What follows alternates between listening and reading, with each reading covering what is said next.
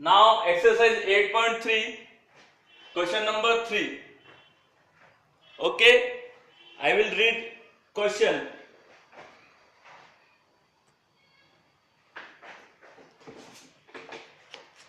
Fabina borrows rupees 12,500 at 12% per annum for 3 years.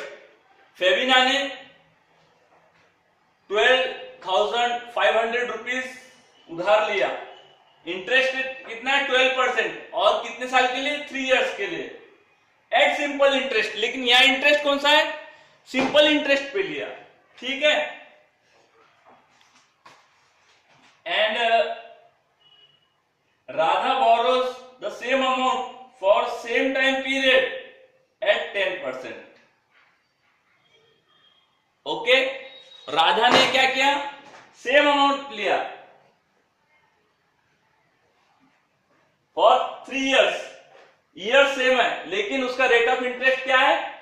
10 है. यहां पर रेट ऑफ फेबिना का रेट ऑफ इंटरेस्ट 12 है. ओके, और राधा का रेट ऑफ इंटरेस्ट कम है, 10% है. 3 इयर्स है. ये सिंपल इंटरेस्ट पे लिया फेबिना ने और राधा ने कंपाउंड इंटरेस्ट पे लिया. तो किसको ज्यादा पे करना है? नाउ सिंपल इंटरेस्ट फेबिना का देखेंगे. P into R into T divide by 100. Okay, P की वैल्यू क्या है? 12,500 multiplied by rate of interest कितना है? 12. रेट ऑफ इंटरेस्ट अलग अलग है, बाकी ईयर सेम है. Multiplied by 3 divide by 100. When you solve you get 4,500. तो कितना इंटरेस्ट फेबिना को लगा? बस 4,500. ओके, नाउ राधा को कंपाउंड इंटरेस्ट पे करना है. ओके, तो A equal to P 1 plus R divided by 100 3. ये वैल्यू पुट कर दो. 12,500 प्लस 1 प्लस 10 डिवाइडेड बाय 100. ये 0 कट हुआ तो 1. ये क्रॉस मल्टीप्लीकेशन करेंगे तो 10 प्लस 1 11 डिवाइडेड बाय 10 आ जाएगा. ओके,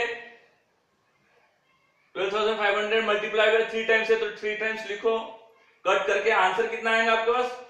16,637. ये तो टोटल अमाउंट हुआ. इंटरेस्ट कैसे निकलेगा? A माइनस पी करोगे तो 4,137. इंटरेस्ट कितना है? 4,137. राधा का इंटरेस्ट इतना है. ओके, राधा का इंटरेस्ट कम है और फेबिना का इंटरेस्ट ज्यादा है. कितना ज्यादा है? तो 4137.5 माइनस 4,500 इक्वल टू 362.5. इतना पे ज्यादा करना पड़ा फेबिना को. ओके,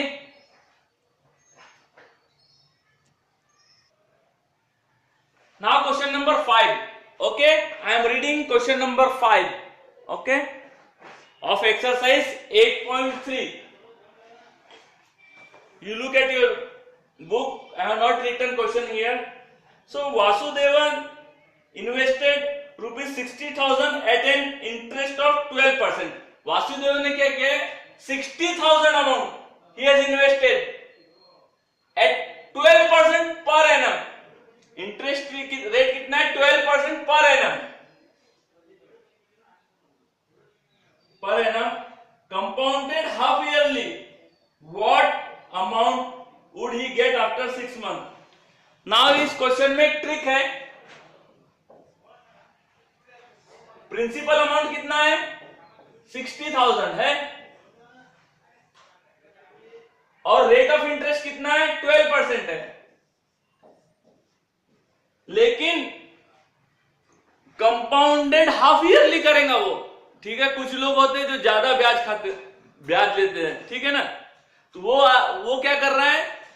लोग 1 साल के बाद ब्याज लेते हैं, वो 6 महीने में ब्याज ले रहा है. ओके, 6 मंथ कंपाउंडेड, वो भी कंपाउंडेड. 1 साल होता है तो प्रिंसिपल अमाउंट चेंज होता है, लेकिन इसमें कब प्रिंसिपल अमाउंट चेंज हो जाएगा? 6 मंथ के बाद. तो आपको क्वेश्चन क्या है कि 6 मंथ के बाद उसको कितना रुपीस पे करना पड़ेगा. क्या है पहला क्वेश्चन? क्या है कि आफ्टर 6 मंथ 60,000 रुपए उसने क्या निकाला है? वासुदेवन ने ये बोरो इन्वेस्ट किया है. 12% इंटरेस्ट है. इंटरेस्ट रेट कितना है? 12% पर एनम है. ये ये पर एनम है, 12% पर एनम यानी एक साल का।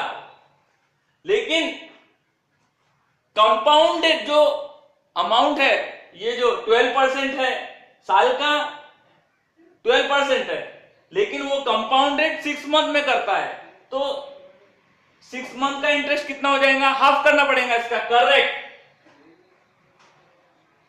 तो rate of interest divided by 2 क्यों कर रहा हूं, क्योंकि 6 मंथ के लिए काम है, तो इक्वल टू 6% हाफ ईयरली। तो हाफ ईयरली का रेट कितना हो गया, 6% है। यहां आपको ध्यान देना, ये रेट ऑफ इंटरेस्ट चेंज हो गया, 12% से 6% हो गया। क्यों हो गया, क्योंकि this is 12% per annum, but we are compounding only for 6 months. That's why the interest rate is divided by 2, because in a year there are 2 6 months. So 12 divided by 2 equal to 6%. तो half yearly का कितना हो जाएगा, 12%। Simple चीज है कि अगर आप ब्याज अगर मान लो 10% है एक साल का, तो 6 महीने का कितना होगा, 5% होगा। एक साल का ब्याज अगर इंटरेस्ट है 19%, तो 6 मंथ का कितना होगा, 19 डिवाइडेड बाय 2। तो सिंपल रेट ऑफ इंटरेस्ट ही चेंज हो गया, कितना हो गया, 6% हो गया। नाउ फॉर्मूला इज, हमारा फॉर्मूला क्या है, A equal to P 1 plus R by T। अब यहां पर जो T है वो कंपाउंडेड एनुअली होता था, इसलिए अब यह कंपाउंडेड 6 मंथ के लिए हो रहा है, इसलिए T 1 हो जाएगा यहां पर। ठीक है, तो A equal to 6000 1 plus R by 100 T 60,000 1 plus 6, rate of interest कितना है, 6 है, 6 डिवाइडेड बाय 100, यहां 1 आएगा। क्यों, क्योंकि कंपाउंडेड हाफ ईयरली होता है और रेट ऑफ इंटरेस्ट हमने चेंज किए। ओके,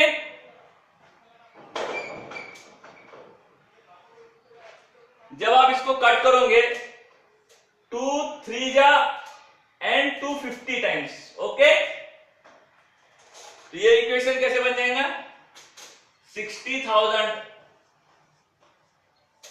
1 प्लस 3 डिवाइडेड बाय 50, इस तरह से बन जाएगा। 1 प्लस 3 डिवाइडेड बाय 50, देखो इस तरह से बन गया ये 50।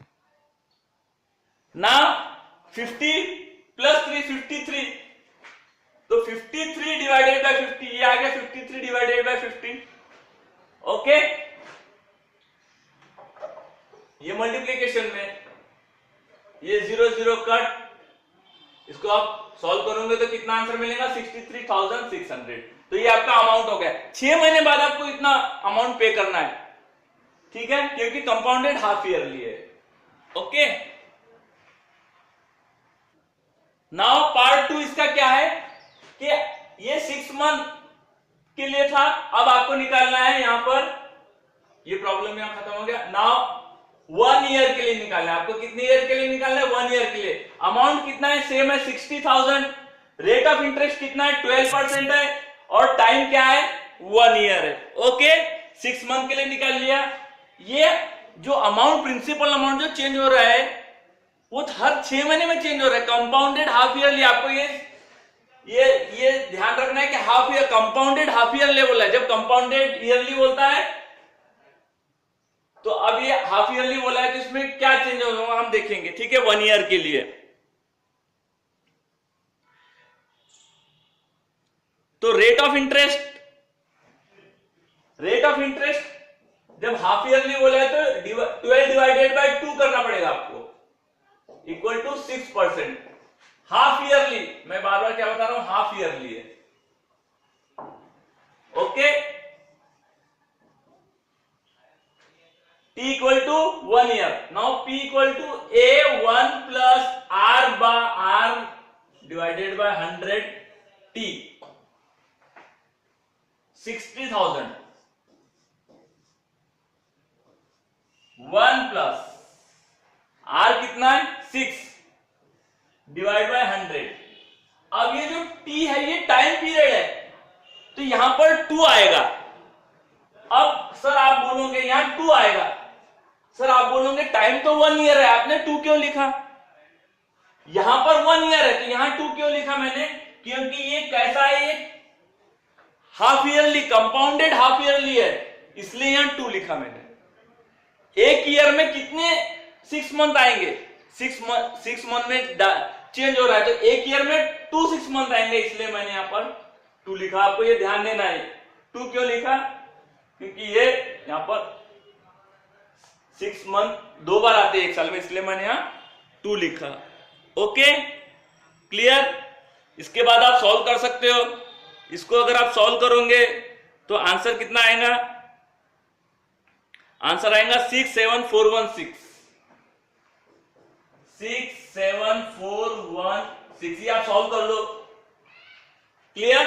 इस क्वेश्चन में क्या था, इस ट्रिक क्या है इसमें कि कंपाउंडेड हाफ ईयरली है, इसलिए 6% हो गया, यहां माना है। Okay, that's all.